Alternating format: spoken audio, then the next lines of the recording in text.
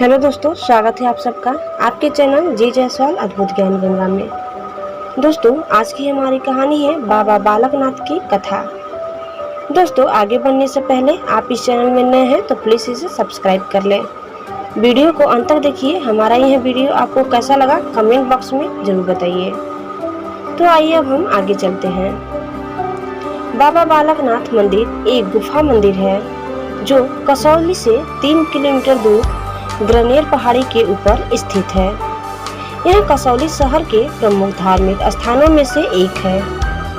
यह मंदिर बाबा बालकनाथ को समर्पित है, जो हिंदू देवी देवता शिव के बहुत बड़े भक्त थे।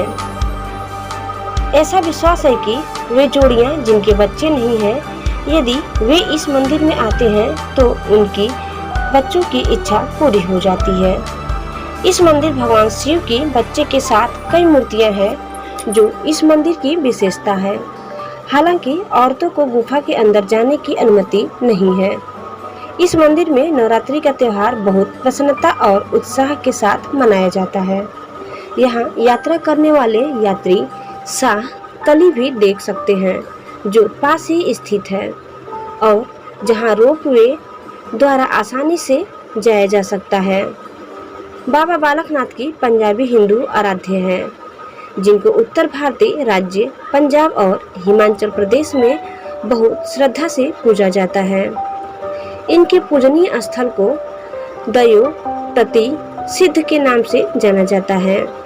यह मंदिर हिमाचल प्रदेश के हमीरपुर जिले के छक मुह गांव की पहाड़ी के उच्च शिखर में स्थित है। मंदिर में पहाड़ी के बीच एक प्राकृतिक गुफा है। ऐसी मान्यता है कि यही स्थान बाबा जी का आवास स्थान था। मंदिर में बाबा जी की एक मूर्ति स्थित है। भक्तगण बाबा जी की वेदी में रोड चढ़ाने आते हैं। रोड को आटे और चीनी गुड़ को घी में मिलाकर बनाया जाता है। यहाँ पर बाबा जी को बकरा भी चढ़ाया जाता है, जो कि उनके प्रेम का प्रतीक है। यहाँ पर बकरे की बलि नहीं चढ़ाई जाती, बल्कि उनका पालन पोषण करा जाता है। बाबा जी की गुफा में महिलाओं के प्रवेश पर प्रतिबंध है, लेकिन उनके दर्शन के लिए गुफा के बिल्कुल सामने एक ऊंचा चबूतरा बनाया गया है, जहां से महिलाएं उनके दूर से दर्शन कर सकती हैं। मंदिर के करीब 6 किलोमीटर आगे एक स्थान सहतलाई स्थित है। ऐसी मान्यता है कि इसी जगह बाबा जी ध्यान योग्य किया करते थे। बाबा बालकनाथ जी की कहानी बाबा बालकनाथ अमर कथा में पढ़ी जा सकती है। ऐसी मान्यता है कि बाबा जी का जन्म सभी युगों में हुआ, जैसे कि सत्य युग, त्रेता युग, द्वापर युग और वर्तमान में कलयुग, और हर एक युग में उनको अलग अलग नाम से जाना गया।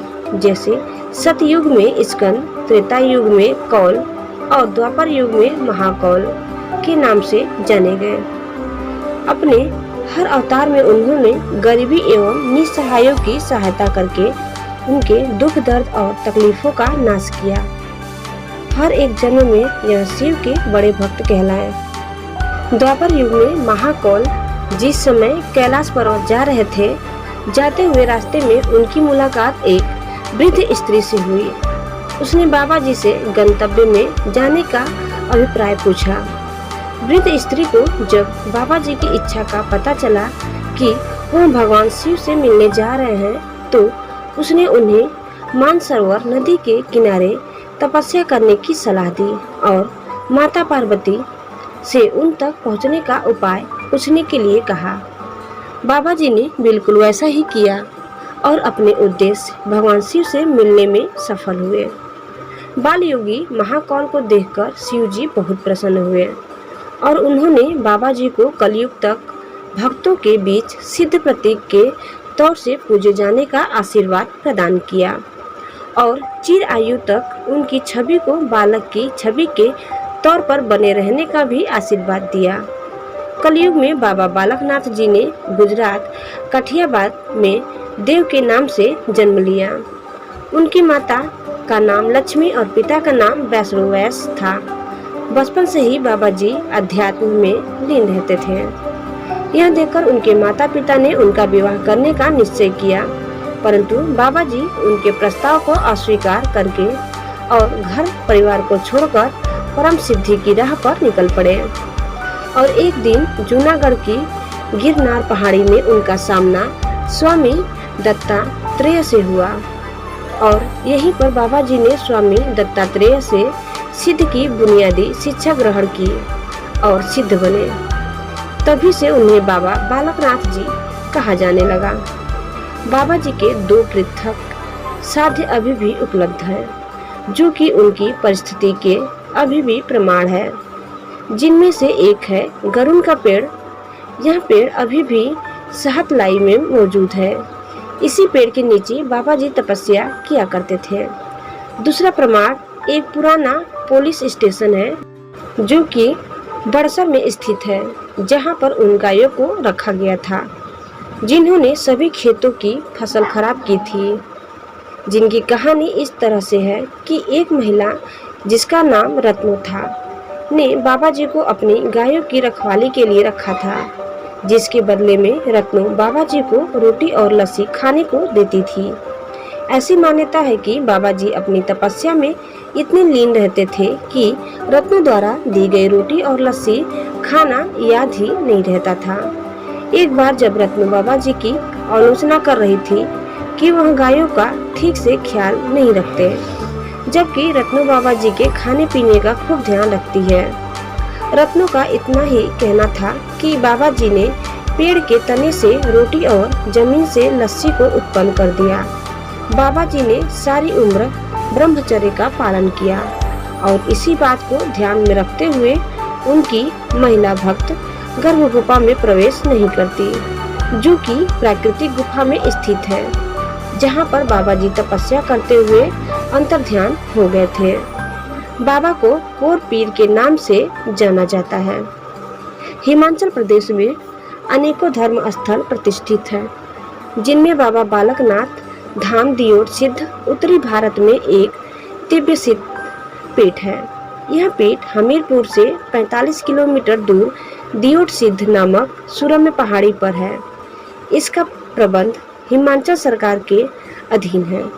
हमारे देश में अनेक देवी देवताओं के अलावा 9 नाथ और 84 सिद्ध भी हुए हैं, जो सहस्त्रों वर्षों तक जीवित रहते हैं और आज भी अपने सूक्ष्म रूप में वे लोक में विचरण करते हैं। भागवत पुराण के 6ठे स्कंद के 7वें अध्याय में वर्णन आता है कि देवराज इंद्र की सेवा में जहाँ देवगण और अन्य सहायक गण थे, वहीं सिद्ध भी शामिल थे। नाथों में गुरु गोरखनाथ का नाम आता है। इसी प्रकार 84 सिद्धों में बाबा बालकनाथ जी का नाम आता है। बाबा बालकनाथ जी के बारे में प्रसिद्ध है कि इनका जन्म युगों युगों में होता रहा है। प्राचीन मान्यता के अनुसार बाबा बालकनाथ जी को भगवान शिव का अंश अवतार ही माना जाता है। श्रद्धालुओं में ऐसी धारणा है कि बाबा बालकनाथ जी 3 वर्ष की अल्पायु में ही अपना घर छोड़कर 4 धाम की यात्रा करते करते सहतलाई नामक स्थान पर पहुंचे थे। सहतलाई में ही रहने वाली माई रत्नो नामक महिला ने, जिनकी कोई संतान नहीं थी, इन्हें अपना धर्म का पुत्र बनाया।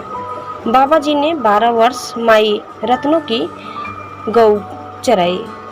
एक दिन माता रत्नो के ताना मारने पर बाबा जी ने अपने चमत्कार से 12 वर्ष की लस्सी व रोटियां एक पल में लौटा दी। इस घटना की जब आसपास के क्षेत्र में चर्चा हुई तो ऋषि मुनि व अन्य लोग बाबा जी की चमत्कारी शक्ति से बहुत प्रभावित हुए।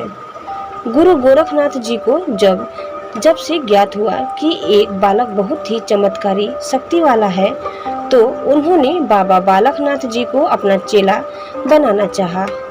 परंतु बाबा जी के इनकार करने पर गोरखनाथ बहुत क्रोधित हुए।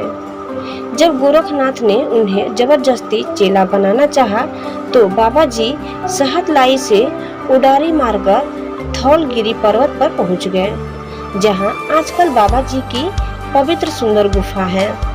मंदिर के मुख्य द्वार से प्रवेश करते ही अखंड धूरा सबको आकर्षित करता है। यह धूरा बाबा बालकनाथ जी का तेज स्थल होने के कारण भक्तों की असीम श्रद्धा का केंद्र है। धूरे के पास ही बाबा जी का पुरातन चिमटा है। बाबा जी की गुफा के सामने ही एक बहुत सुंदर गैलरी का निर्माण किया गया है, जहां से महिलाएं बाबा जी की सुंदर गुफा में प्रतिष्ठित मूर्ति के दर्शन करती हैं। सेवक जन बाबा जी की गुफा पर रोट का प्रसाद चढ़ाते हैं। बताया जाता है कि जब बाबा जी गुफा में आलोक हुए तो यहाँ एक दीपक जलता रहता था, जिसकी रोशनी रात्रि में दूर दूर तक जाती थी। इसीलिए लोग बाबा जी को दियोर सिद्ध के नाम से भी जानते हैं। वर्तमान समय में महंत राजेंद्र गिरी जी महाराज ही सेवा कर रहे हैं। लोगों की मान्यता है कि भक्त मन में जो भी इच्छा लेकर जाए वह अवश्य पूरी होती है। बाबा जी अपने भक्तों की मनोकामना पूर्ण करते हैं। इसीलिए लोग देश विदेश व दूर दूर से श्रद्धालु बाबा जी के मंदिर में अपने श्रद्धा सुमन अर्पित करने आते हैं। तो दोस्तों, आपको हमारा यह वीडियो कैसा लगा हमें कमेंट बॉक्स में जरूर बताइए। और आप इस चैनल में नए हैं तो प्लीज इसे सब्सक्राइब करना न भूलें। धन्यवाद।